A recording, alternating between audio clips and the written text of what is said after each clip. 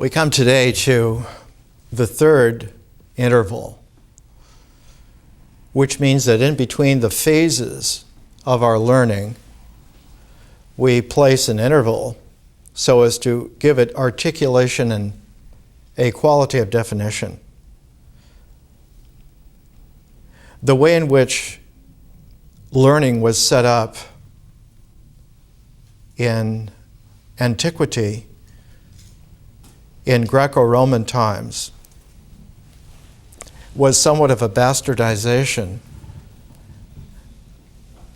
Learning before Greco-Roman times was always limited to just the royals and the children of the very wealthy. No one else was educated. In the Roman times, because the Roman Empire was so huge, education had to include a lot of people who were not in royal lineages and who were newly rich. They weren't traditional aristocratic wealth. And so the Roman Empire needed a lot of clerks to run the empire. And so you had a larger educated class of people. The young men from all over the empire were educated all the same way. But that education was meant to produce clerks who would run the Roman Empire. And they co-opted the traditional wisdom teaching to be just excerpts of it so that one could talk about it and appear to be wise, appear to know what you're doing. And so they chose in Roman schools little excerpts, little sound bites from various selections, but they never gave you enough of something so that you got the context out of which it came. And so they were very good at quoting little pithy sayings, but they had no idea of the context in which they would occur. And this was to the advantage of the Roman Empire because it could work efficiently this way. A lot of modern education is based on the Roman ideal. In the medieval times, almost no one was educated at all. And the only people who read were the priests or the monks.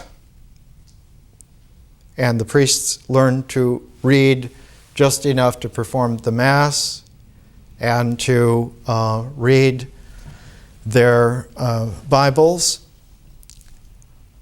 But there were not very many commentaries, and there certainly wasn't any critique. The monks hardly left the monasteries, and so their learning was really kept in-house, as it were. And the only libraries of any size were in monasteries, and they were there simply to provide a disciplined work for the monks to make copies, scriptoria. And the scriptoria went into monasteries because the original scriptorium was on the shores of the Dead Sea at Qumran in the Essene community. And the whole tradition of monastic scriptoriums comes from the Essenes down by the Dead Sea. But in medieval monasteries, there was never any chance to really read books. The books were kept on shelves. And if you'd like to see a very wonderful contemporary picture of that, there was a film made called The Name of the Rose with Sean Connery. And The Name of the Rose is based on Umberto Eco's novel of that title, Italian writer, Nobel Prize winner. And this famous monastic library had thousands of volumes that no one read. The doors were locked. You were not allowed to go into it. And the only person who had read any of the books was an old monk who was very sour and didn't want Sean Connery, who was a monk, a Franciscan monk who was literate, to be able to go into the library because he was looking for something forbidden. Because the whole church intellectual basis was based on Aristotle. And Sean Connery's character was convinced that Aristotle had written a book on comedy. And in monasteries, you are not supposed to laugh. And if the intellectual doctrine founder of the church wrote a book on comedy, then comedy is a part of what needs to be considered as legitimate, and the church doctrine could not countenance that. So in medieval times, learning was dispersed in this way. And the first time that there was any kind of an indication that education was exciting was in the Renaissance, because it came back again. Because there were a number of wealthy individuals, especially in the north of Italy, in Florence, in Venice, in Milano. And it became a craze at the time to collect manuscripts, to collect books. One of the most assiduous book collectors was in Florence, Cosimo de' Medici. And you can go into the Laurentian Library today in Florence, and you will see that every book is chained to a desk. And there aren't that many. Somewhat over 100, and they are all on their little tables, their little desks. They are chained there. They are locked. The books are folded with little locks. And you would have had to had special permission from many people to be able to get to open any one of those books. And a proctor would have stood next to you and would have turned the pages for you. You cannot touch such items. They're precious. The only time that education really began to open up was after the American and French revolutions, when it was evident that learning was a human right. It was a necessity. It was a dimension of humanity without which a population of people who were not aristocratic, who were not royals, who were not wealthy, needed to have a background and a context in order to run their lives, to democratically run the world together. And for the first time, you had groups of people struggling to try to figure out, well, how do we learn? And all of the models at the time were ostensibly based on either the Roman or the monastic or the medieval, and only occasionally were there Renaissance ideals that came out. And all during the 19th century, you found that increasingly there was a middle class who were trying to be literate. And one of the ways in which this happened, it got founded in upper New York State, was called the Chautauqua Circuits. And the Chautauqua Circuits were people who were interested in the ordinary person learning. And they used to go around in groups to various towns and communities and deliver lectures. And on that Chautauqua Circuit, you had people like Emerson and Thoreau and so forth. And this was the first time that there was something that was a realistic, popular education available to ordinary men and women. Women were included equally with men. One of the great Chautauqua lecturers was Margaret Fuller. One of the great developers of the Chautauqua Circuit and trying to bring a community together where people who would learn enough on the Chautauqua Circuit lectures would have a chance to come together in a community and spend a while and discuss with each other what they had learned, what they thought. And one of these places was in Concord, Massachusetts, not far from Thoreau's home or Emerson's home. It was called Fruitlands, and it was run by a man named Bronson Alcott. And in Brownson Alcott's family, the genius was his daughter, Louisa May Alcott. And all of her novels are about ordinary people, especially women, learning that they could not only learn, but that when they shared with each other, the world opened up in ways that they would never have known. And so one of her great books is called Little Women, about 4 women who get to talk to each other because they're sisters and who have come into possession of an education that is not an indoctrination, but is a revelation that they can learn how to learn. And if they talk with each other, discuss with each other, it will open up.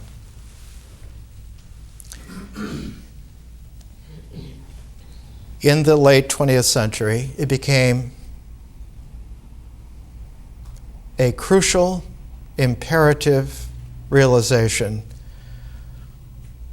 by the mid-1960s that none of the forms of learning of the past were going to be able to address the situation that had developed, because the situation that had developed had more dimensions than the past education had to deal with it.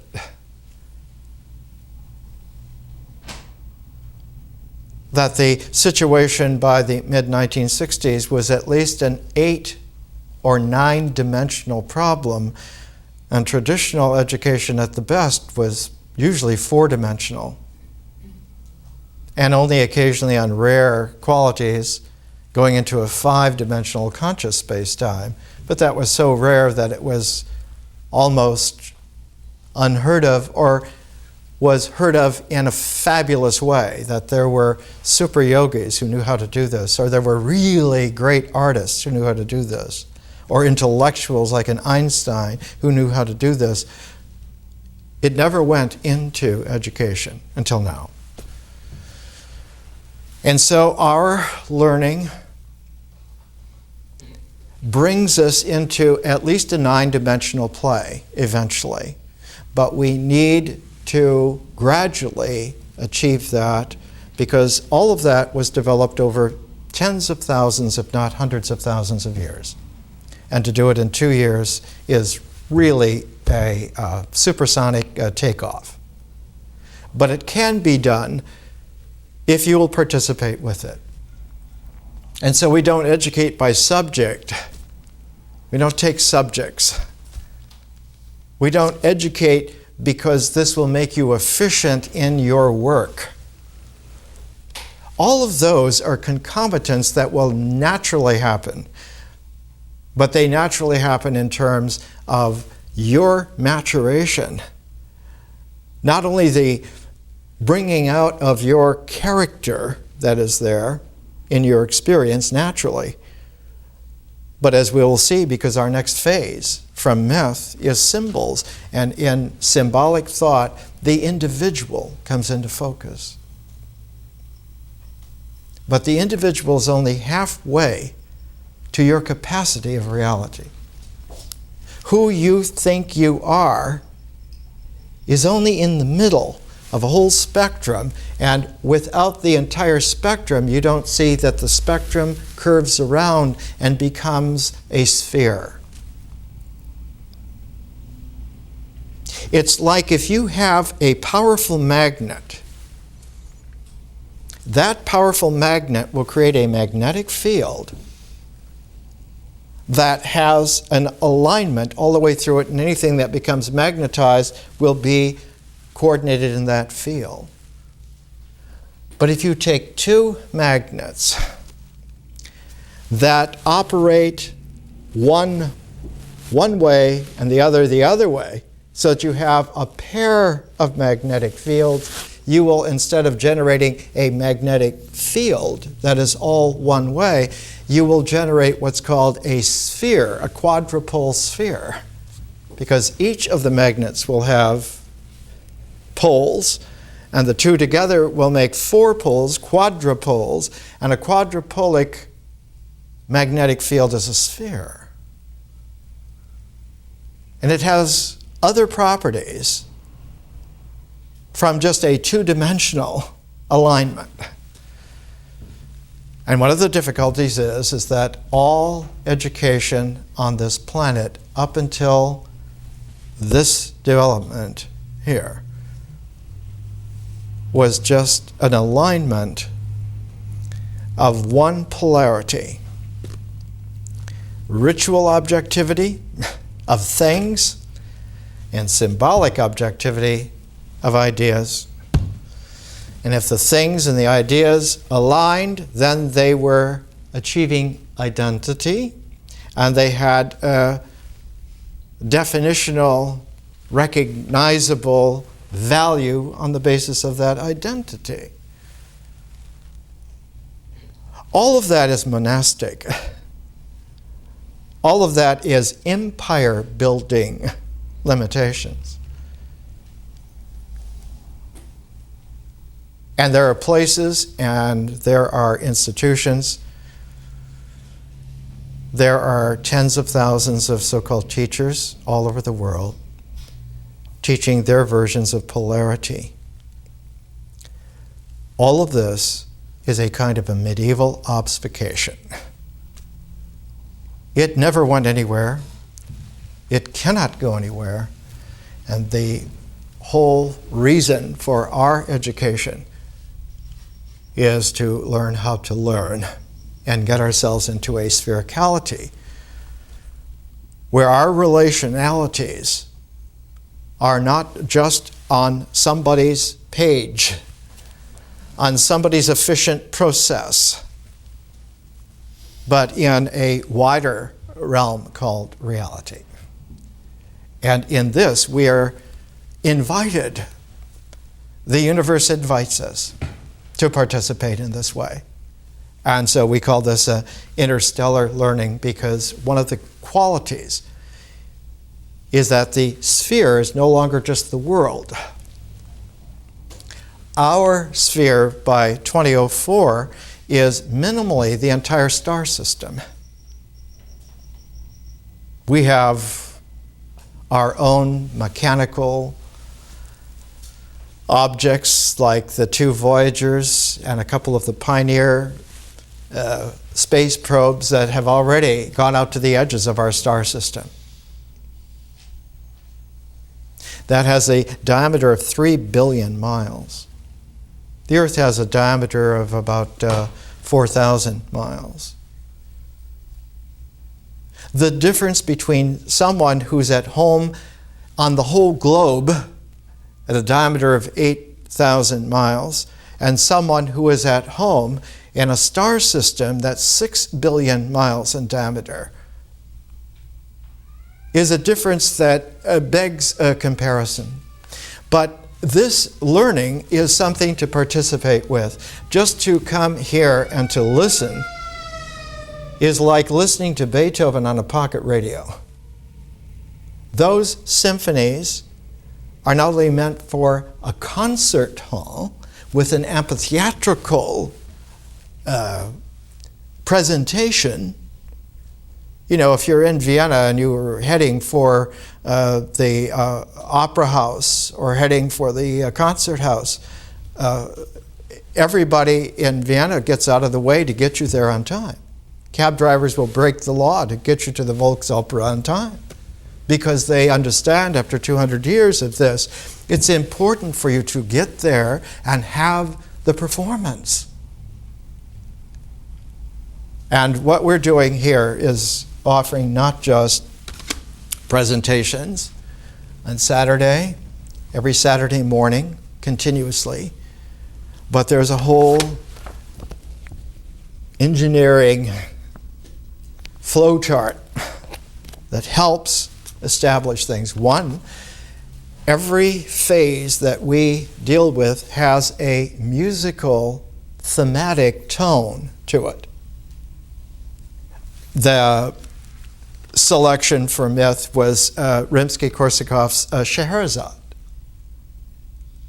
And if you will add Scheherazade to the experience of the 3 months that we spent on myth and just play it for yourself every week at least, but constantly, you'll get that there is a musical, feeling toned quality to the way in which the flow of myth is presented. And the music is augmented by selections of films, selections of books, selections of other items. For cymbals, the musical key is Swan Lake by Tchaikovsky. This is one of the best performances of Viktor Fedorov, the Mariinsky Theater Orchestra in St. Petersburg. I guess you know that St. Petersburg was commandeered by the communists for 70 years and called Leningrad, but it's really St. Petersburg. And the Mariinsky Theater is one of the great theaters in world history. And one of the individuals who helped make that was Rimsky-Korsakov. Another was Tchaikovsky. And another was a young man who lived about 10 blocks from the Mariinsky Theater and whose chosen teacher was Rimsky-Korsakov, who never got a chance to get close to Tchaikovsky personally. That man was Stravinsky, Igor Stravinsky. And ballet, when it developed in St. Petersburg, was raised to the highest level that that art has ever been raised to. And so the Mariinsky Theater's production of Swan Lake is one of the world's great achievements. I also like Seiji Ozawa's romantic version of Swan Lake done with the Boston Symphony. Sometimes when Japanese creative individuals get into an art form, they perfect it, and Seiji Ozawa is one of those figures. His Scheherazade is very good too. It seems strange for us. We think of Japanese as efficient automakers or as Zen masters, but they're very frequently like Seiji Ozawa. They're enormously romantic. And if they get to where they can express it, there's a loveliness in their whole presentation. All of the phases of our learning, and there are 8 of them, and they're grouped together like those two magnets. The first 4 phases go in an integral way, and they form an ecology of integration that is time-tested. It's in the wisdom of the entire planet, every civilization, planet-wide that you go into it, you will find that this structure, this ecology holds. The other 4 are the magnet going the other way, and they are a differential ecology, and it was always the esoteric learning. It's not the cycle of natural integral, it's the cycle of conscious differential. And it isn't just for the esoteric like occult, but the esoteric in the sense that only a few rare individuals were ever able to master it enough to express themselves, but there's a very large world population who's appreciated it. And we'll see that conscious differentiation includes vision, art, history, and science. And you need to have more than just the integral mind that identifies with ritual objectivity to be able to develop consciousness, to be able to make art, to be able to participate in history, and especially to make science. This is why in the Renaissance, for the first time, you had the ideal of a really universal education was not just to know how to be successful in the world of things and to be able to talk good thoughts symbolically, but to master the arts and sciences. And that's why you find almost anywhere in the world, universities will have a department of the arts and sciences. They're always put together. Why are they put together? because the arts and sciences are the differential forms of the conscious cycle. And to add the arts and sciences to you, the saying used to be it's a well-rounded individual, but it isn't rounded. It's a sphericality that is expandable indefinitely. And when it's expandable indefinitely, instead of just being well-rounded, you achieve something that the American and French revolutions held to be the absolute minimum. And that is that human beings are free. Rousseau said, man is born free and everywhere is in chains. This is intolerable. Jefferson said, I am the eternal foe of those who would imprison and corral man into false doctrines. And so human freedom is involved in having a sphericality that's not limited to the surface of the sphere, but is expandable into openness, into infinity. And so what happens is that in between our phases, we have an interval, and I choose materials from the treasury of the world that involve this kind of infinite sphericality. The first interval was on the Tao Te Ching, and in order to demonstrate for you my mastery of it, I used my own translation of the Tao Te Ching. It's been worked on for 40 years with all the commentaries and with all the notes in behind it, so that you can see that what's being delivered here comes from comprehension, not from second-hand hearsay. The second interval was the Satipatthana Sutra, the Mindfulness Sutra of the historical Buddha. And I presented a whole series on the Majjhima Nikaya, which includes 2 versions of the Mindfulness Sutra. And I make all of these things available so that you can see. Later on, when we go into using the Bhagavad Gita, I've done my own presentation of the Bhagavad Gita, and so on all the way through. If we use Zarathustra's Gathas, I spent 10 years making a translation of Zarathustra's Gathas, hundreds of pages. And so I have done everything from scratch on the level of not just world presentation, but permanent presentation. So don't be confused by the fact that there are not tens of thousands. In this kind of a world, if there are more than 20 people at any time now, yet somebody's hyping. Because this is in between ages, in between eras. And the new has not yet come. The old is definitely failed. The third interval, I'm using Rilke's Sonnets to Orpheus, because we need to see that on this very highest level, that some of the greatest achievements are done by human beings who failed, who were not able to, they could hit the high points, but they couldn't stay there.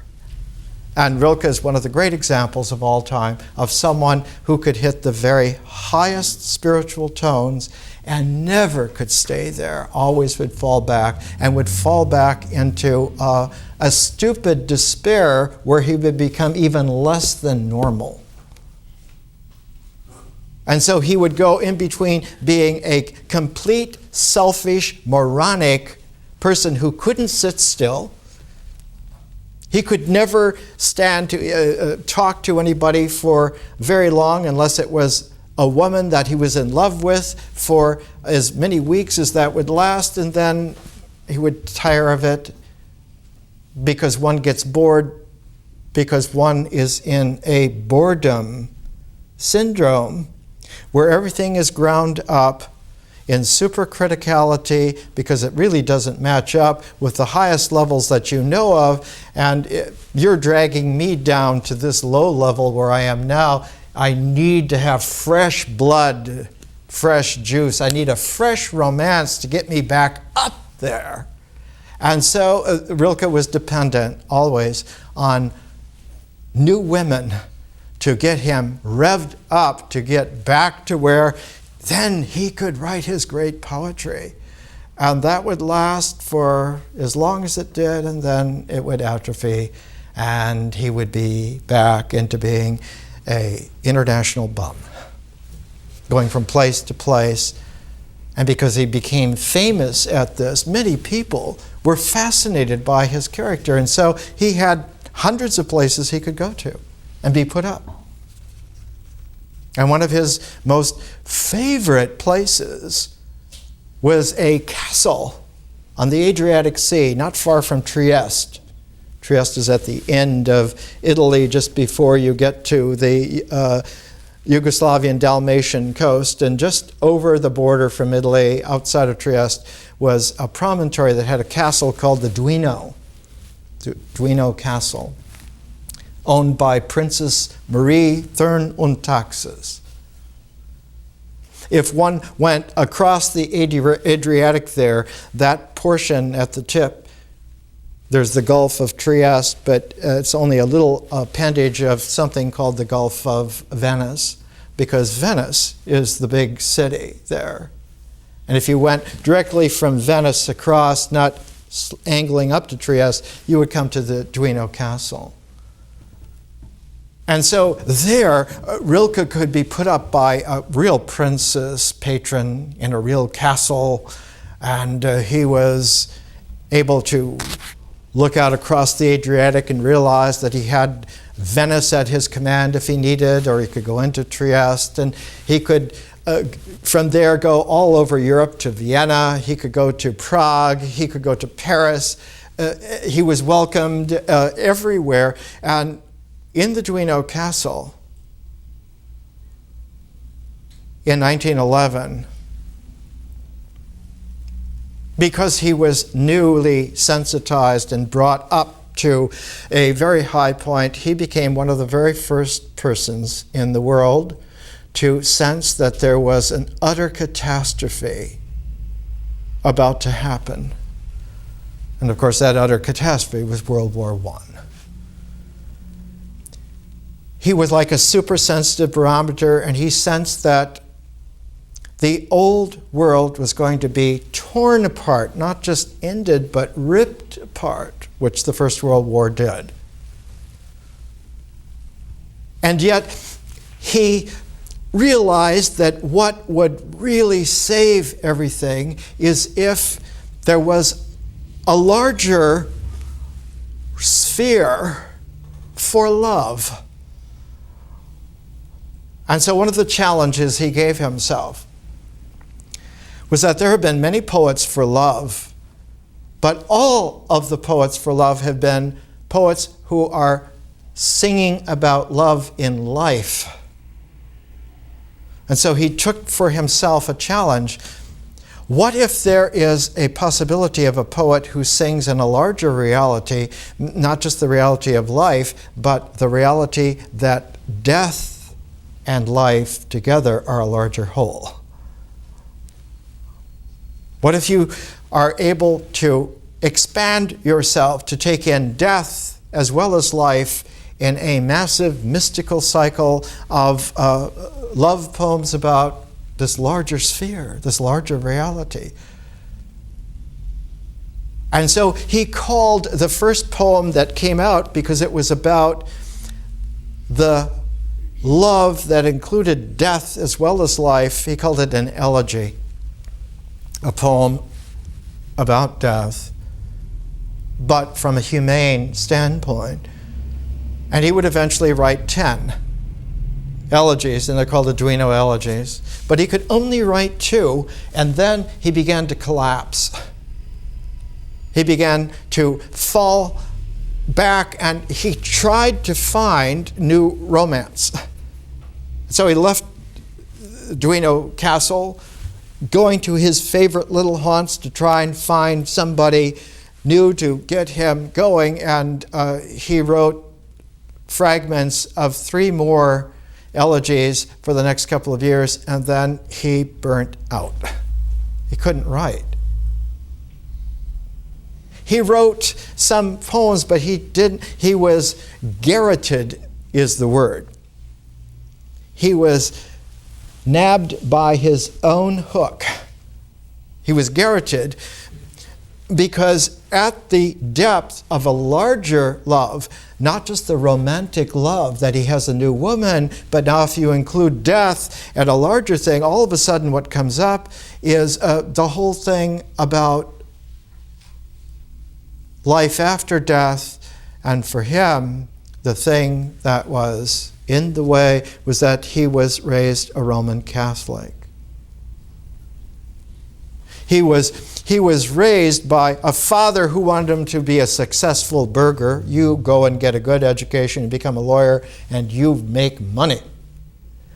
But his mother was named Sophia, Fia for short, and she wanted to have a poet laureate son who would be the greatest poet in the world. But for this, he needs to know the highest wisdom in the world, and for her it was Roman Catholicism. So when Rilke began to crash after the first two Duino elegies, one finds him writing all kinds of poems about death from a Roman Catholic standpoint. And of course, it got all involved with resurrection, with angels, with the Virgin Mary, who's like a mother, and yet she has to hold the dying Jesus. And then what is all that about? And then all of this is collapsing into a night. And so he sent his mother. He sent Fia Rilke a copy of St. Augustine's Confessions, which he said, I still remember us reading it together when I was young. And he put a little inscription in there for Fia. And when we come back from a break, I'll read you the inscription that Rilke put into his mother's copy of St. Augustine's Confessions. What is significant is St. Augustine, before he was a Christian, he was the top priest of Manichaeanism. Manichaeanism was the great syncretistic visionary religion that brought in Buddhism and Judaism and Christianity and Zoroastrianism and everything together in antiquity. And Imani was the prophet of this new cosmic religion. And Augustine was the top priest for it. And when he got bit by the bug that he had been inflated only intellectually, he repented. And his mother was the one who helped him get in to the burgeoning Roman Catholic hierarchy, and Augustine became the greatest philosopher of early Christianity for the first 1,500 years. Augustine is the brilliant philosopher of the Roman Catholic Church. His mother's name was Monica. She's called Santa Monica, and Santa Monica is named for her, and there's a statue at the end of Wilshire Boulevard of St. Monica watching over the city of angels. And all this is the iconography that haunted Rilke all his life. He couldn't get rid of it, and so he tried to work it in, and the more he tried to work it in, the more that the romantic human love didn't work anymore. No woman was going to be a match for the cosmic pathos of the Virgin Mary. Let's take a break.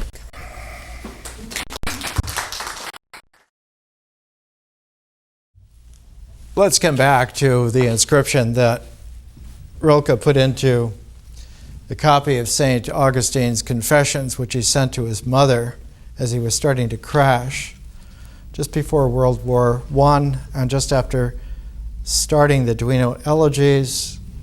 He inscribed it, "Let not time lead you astray. What is far, what is near, how this heart found the way to its Lord, can we not overhear? As it moves us and reaches us over so much that has been, we reach, it may be, our own souls, the forever serene. Very nice, in an inscription to your mother of a birthday book. But in a hotel in Paris, this is what we read. He could never finish the poem. He got 4 lines, and then the next day he wrote a 5th line, and that's as far as he got. Here's what it reads like. In the collected poems of Rilke in translation, it's given a title, Fragment of a Resurrection. This is what was really happening.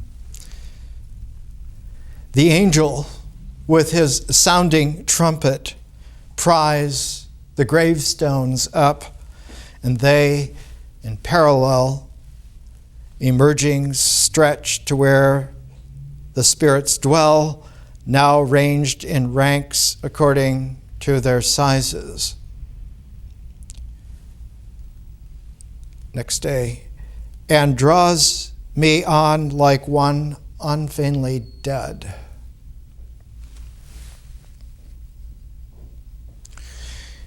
He was busy creating poetic monuments, and he suddenly realized that he had erected huge tombstones for himself. What happened is of great concern.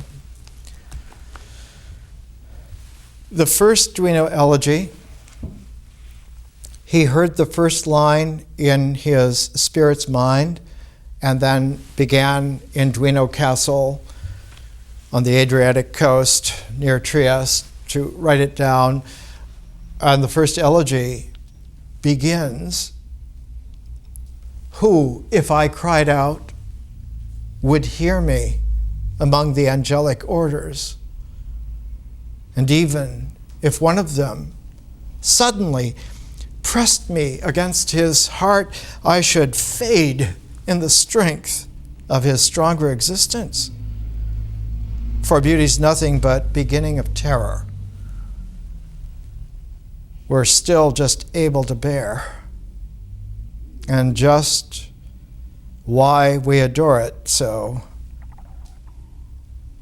is because it serenely disdains to destroy us."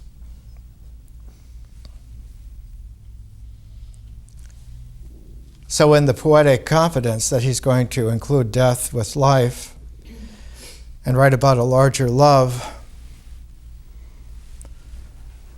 what he found was that death was not just a poetic idea that he had, but when he really brought it in, it terrified him.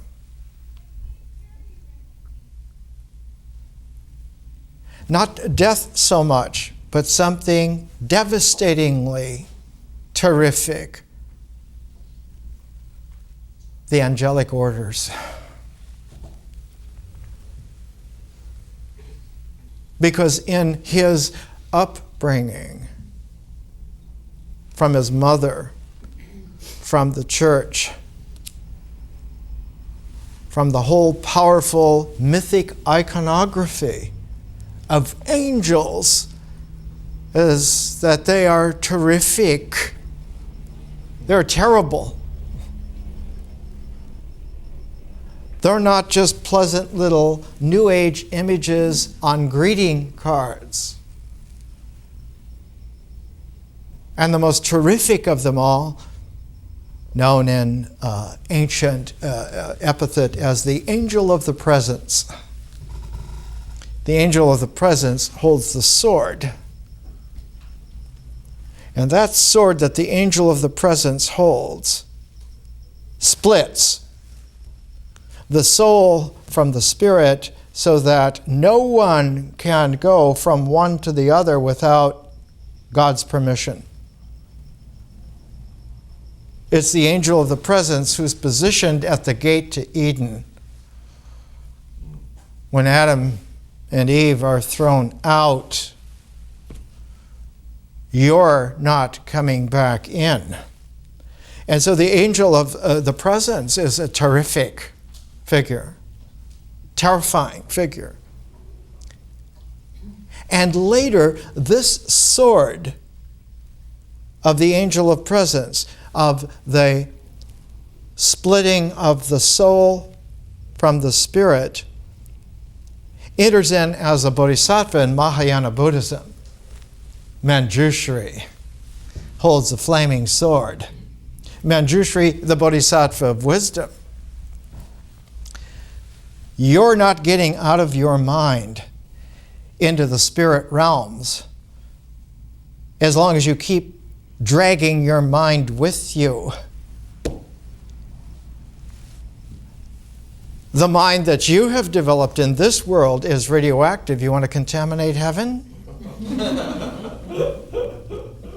Don't think so. And so the flaming sword of discrimination, of conscious criticality, splits the integral soul as the center of the mind from the freedom of the spirit in the realm of heaven. And so the isolate mind cannot get into heaven by divine fiat. Not you. That there needs to be a transformation so that the mind is purified of its own arrogance. Then you will be freed from that purified mind, and then you can go to heaven, but not that radioactive false world structure is not getting in. Not getting back to Eden, not getting into heaven at all. This is a terrific thing for someone as sensitive as Rilke, especially at the time. And one of the poignancies that came to him was that he didn't know how to comport to angels in any humane way or in any way other than the high poetic spirit, and that began to fail him. And so here's a poem written in Paris, Christmas Eve 1913, just before the First World War. It's addressed to the angel, to that particularly demonic, terrifying, spiritual presence. Do not wait upon the choice. You're able, since you do not need it, to just decree. How, as I approached, unfathomable, you up-thundered to encounter me. My distress still could have been content to retreat from your breakers. Yet behind what dikes can we betake ourselves when the whole sea assaults the firmament? Where are you going to hide from the angel of the presence? Because if you come to the maturity of your soul in your mind, that's where he is with that sword. And so you've achieved an integral maturity. You've become a big deal in your mind, and you have earned the right to come face to face with the limitation, no further. Not on pain of death, on promise of oblivion.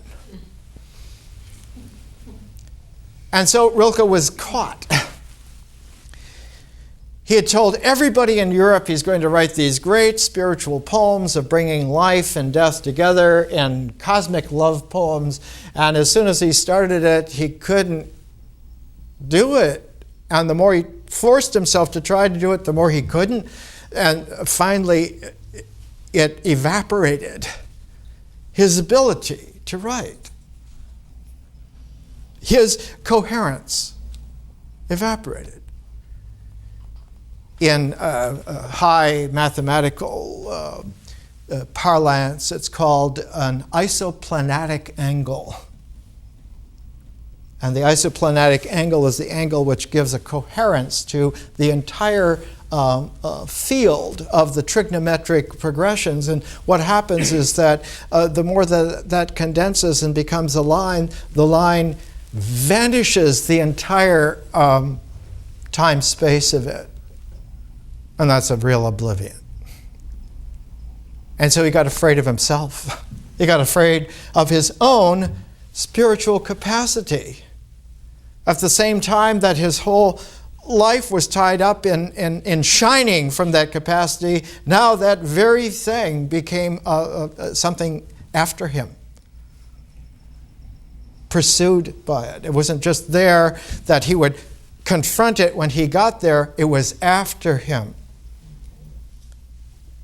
And no matter where he went or who he was with or who he saw, it got worse and worse. And of course, when the First World War broke out, the carnage, year after year after year, he was absolutely convinced that all of this, because he considered poets the prophets of the time, that he had been part and parcel of calling this kind of energy into the world. What in the hell was going on? And so the only salvation that he saw, he had somehow to get back and to go through that terrific portal. And the mythological figure that came to him was Orpheus. Because in mythology, it is Orpheus who is able to go into the underworld, the afterlife, death world, on the basis of bringing his love back out. But unfortunately for Rilke, the myth is that Orpheus does not bring her out. Eurydice is not brought out. Why? Because in the myth, Orpheus can bring her out. He has the powers to do it. He has the poetic language of music that not only charms the beasts. Orpheus can allay the bestiality in existence. He can also resurrect the dead back into life, but he has to do it selflessly. If he turns around to look at her, to confirm it perceptually, conceptually, that he is doing it, she's lost forever. And he can't do it. He could bring her out if he didn't look, to check on it. Because his looking to check on it is a spiritual disbelief.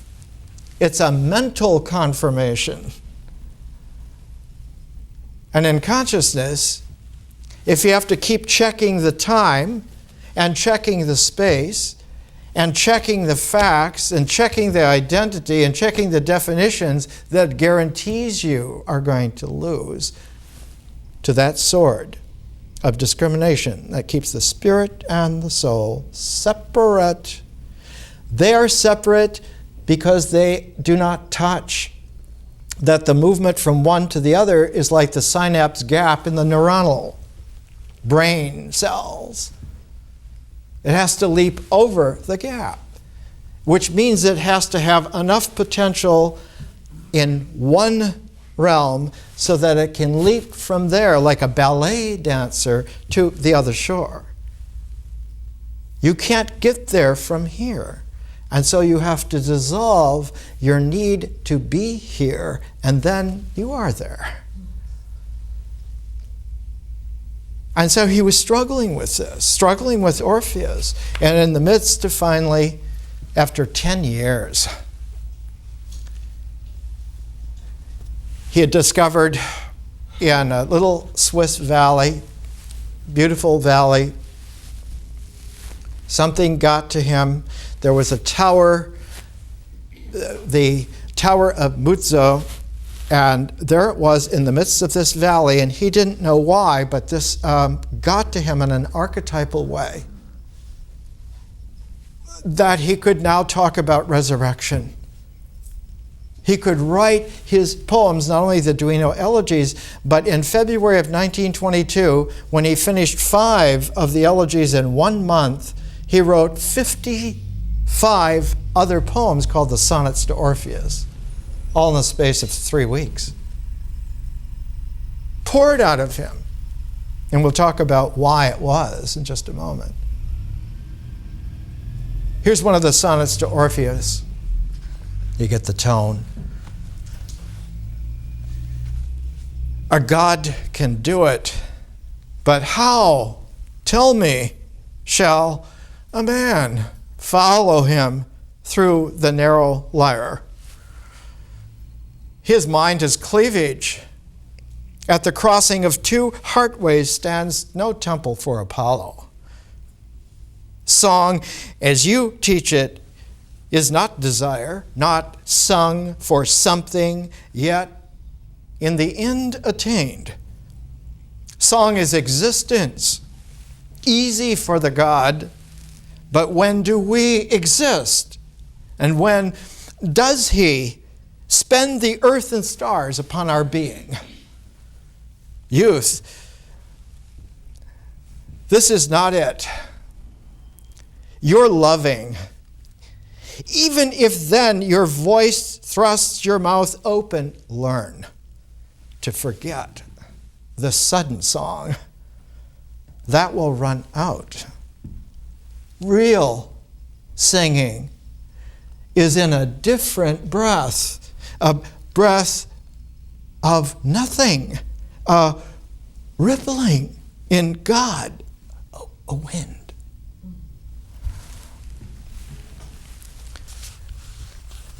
So he learned, and he got there.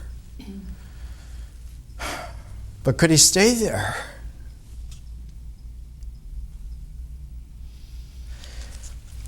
One of the deep things is that castle in Duino is the very image of the royal aristocratic wealth of Europe that came from the Roman Empire.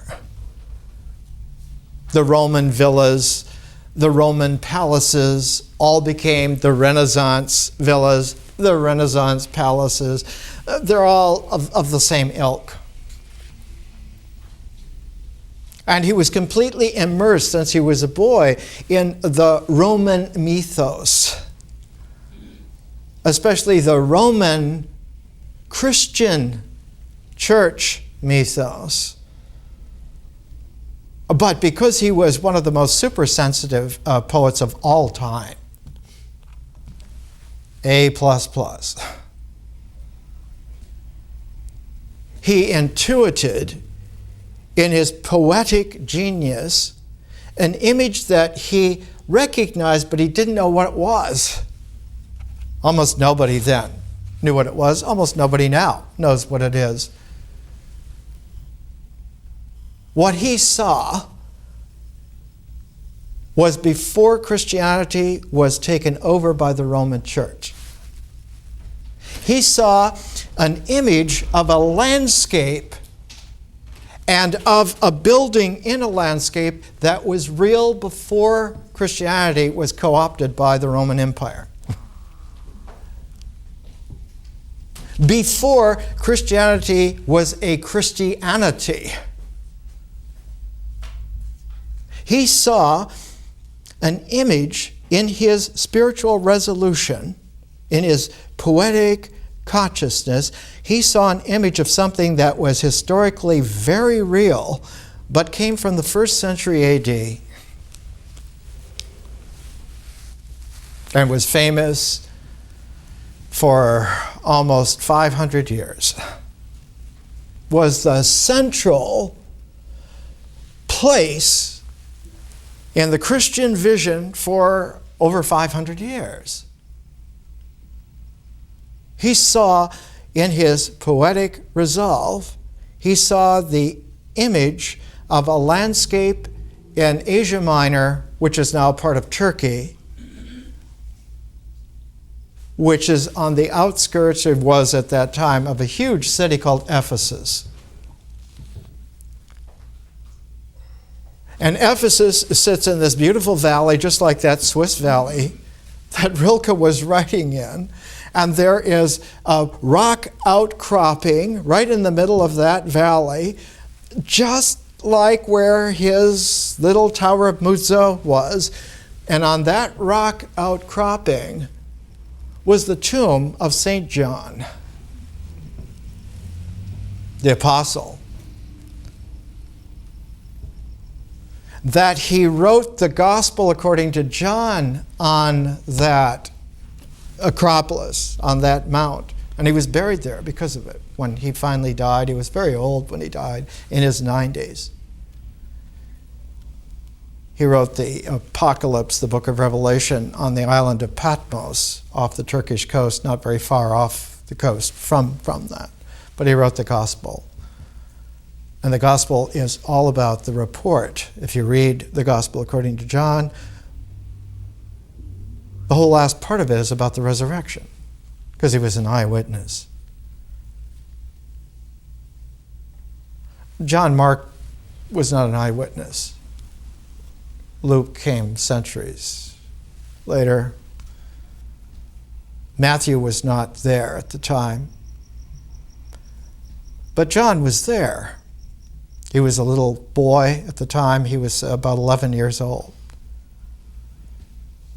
That's why at the Last Supper, John lays his head on Jesus' chest when he announces that he's going to be betrayed and killed. And John reports he laid his head on Jesus' chest and said, "Well, Lord, is it me? Am I the one that's going to betray him?" Because he was still a boy. He wasn't yet a man. Jesus was about 44 years old. And of course, he was like the surrogate father for the boy who, when he matured, became St. John. And when Jesus was crucified, one of the last things that he did is that he passed his responsibility of being the father for St. John, for the boy, to Mary. Be sure and take care of him and raise him right. And everyone supposes in Christian doctrine that this was the Virgin Mary. But the crucifixion happened in 36 AD, and the Virgin Mary was born in 26 BC. She was already 62 years old. He wasn't passing an 11-year-old boy to his mother, who was in her early 60s, and at that time, very old. He was passing the responsibility for John to Mary Magdalene. You see that he's taken care of, that he's raised right. And so St. John was given over in adoption to Mary Magdalene by Jesus.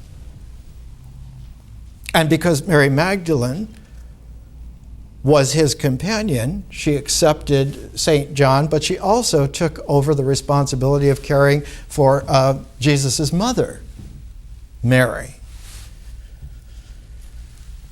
So she took them with her back to Alexandria, where she and Jesus had lived for many, many, many years. And after the troubles in Alexandria became really dicey and exacerbated, she moved the little nuclear family to Asia Minor, to Ephesus. And that's why St. John became the apostle who lived there in Ephesus. And that's why when Mary Magdalene died, she was buried outside of Ephesus in a cave called the Cave of the Seven Sleepers. And when the mother of Jesus, Mary, the Virgin Mary, when she died in the little home that she lived in about 10 miles or so outside on a ridge from Ephesus. And it's still an object of pilgrimage. People still go there because she was also buried there. But later on, when the Roman Church began to get its mythological doctrine all in order, they dug up all these graves. Because the Roman Empire was founded by Augustus Caesar, who understood you have to bring in the occult stuff, the psychic energy stuff, as well as the power of the legions. And so all of these remains were shipped to Rome. We want it all right here. This is where the power is. Not only do all the roads in the world go to Rome, there was a place in the Roman Forum right at the beginning, right at the gateway to it, and it was the 0 milestone of the world. All roads are measured from this place. No matter where you are in the Roman world, you know how far you are from the power place. And right above that was the palace of the Caesars, so that they could watch over the crossroads of the world. But they also wanted to be sure to have all of the occult things, all of the psychic things of the world brought together and collected. And they were all put into a temple that Augustus called his Temple of World Peace. They always use that we're going to have the whole globe at peace because since we've got all the power, of course you're going to be at peace. No one's going to come against us. And so all of the occult psychic things were put into a temple called the Ara Pacis Augusti. After World War II, because of all the bombings in Rome, it was excavated archaeologically and was found to be intact. It's now back on the surface again after all this time.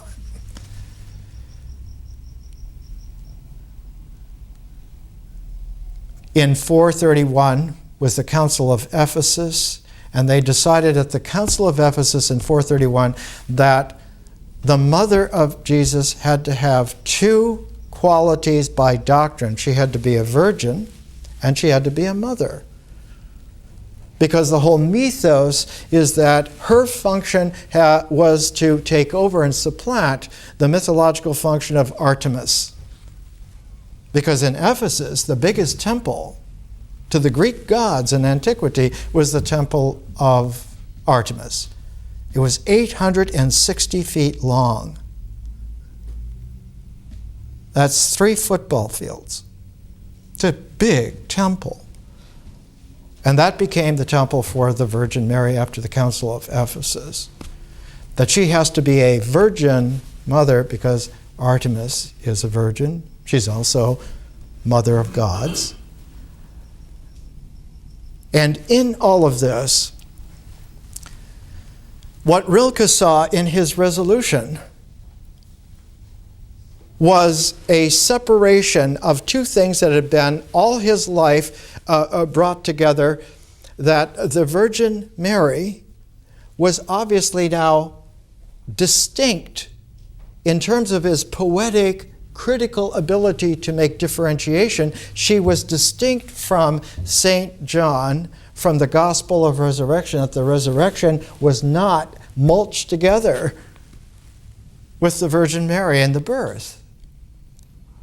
That he had confused the birth and the resurrection in mythological imagery because the church had made sure that it was going to be confused.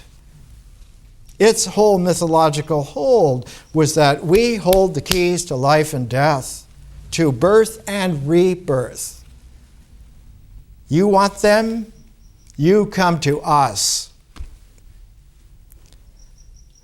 And Rilke was one of the first poetic geniuses to be able to make the conscious differentiation that this doesn't go. How did he do that? Because when he hit the first crash in 1912, he did something that he always does.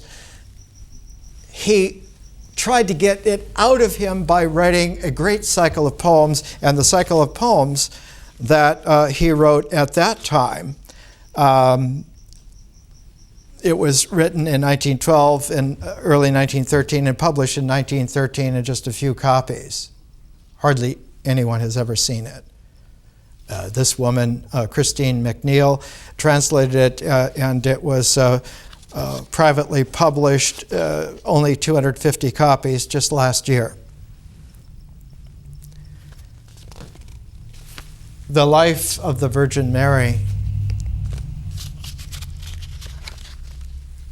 Who would have believed that before she came, the vast heavens had been incomplete? The resurrected Christ had taken his place, but next to him for 24 years, the seat was vacant.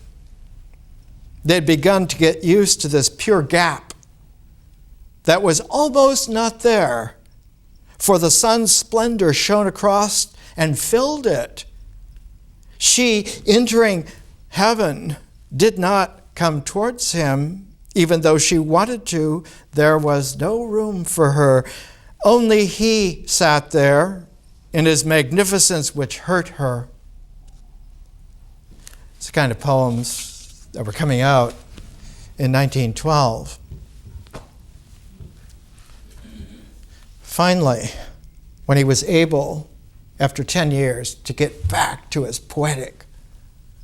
You see, a rhetoric is good for symbolic thought to style integrals, but rhetoric has no bearing whatsoever on artistic consciousness or on historical science. For that, you need a poetic. You need not to deal with order, but with harmonics. Not with counting how much you own, but with the resonances that add up to a threshold of possibility. So when he finally finished, the Duino elegies and the sonnets to Orpheus, and he wrote dedicating the Duino elegies to Princess Thurnuntaxis, because she owned that castle where they had started.